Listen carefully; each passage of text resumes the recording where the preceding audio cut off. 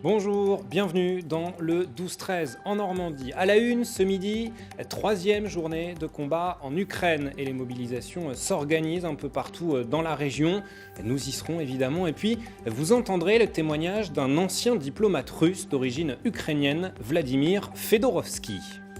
En politique française, la campagne présidentielle suit son cours. Valérie Pécresse, candidate des Républicains, était dans la Manche, à Saint-James hier. Nous avons suivi sa visite dans l'usine textile qui emprunte le nom de la commune.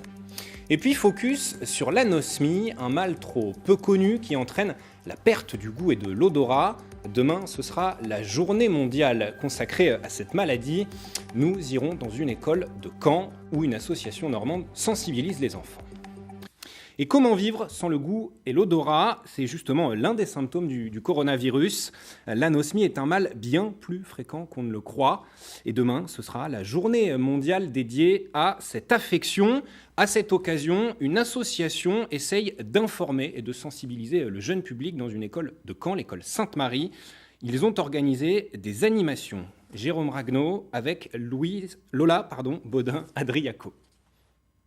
À quoi ça sert l'odorat ? Sentir. C'est une première pour l'association. Quoi d'autre ? À aimer.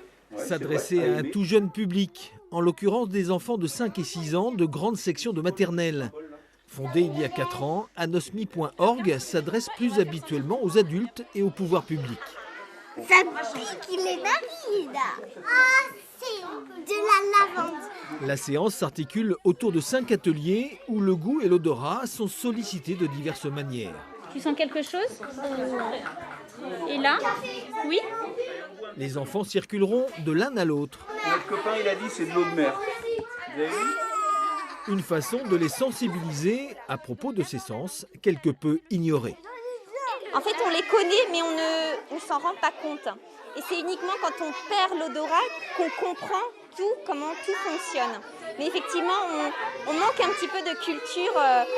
Dans un pays de la gastronomie et de la parfumerie, on a besoin de travailler un petit peu plus.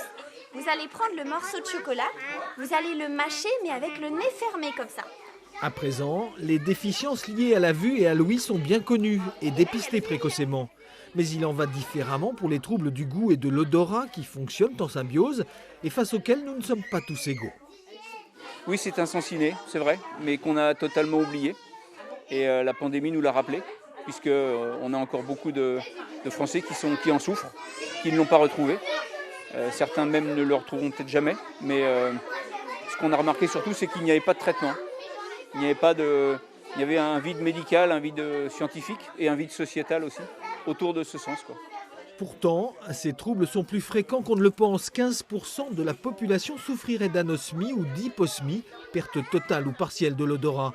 Une forme de handicap que l'épidémie de Covid a contribué à sortir de l'ombre. On commence par sentir et on ne dit rien. Vraiment, c'est acide, ça pique. Ouais.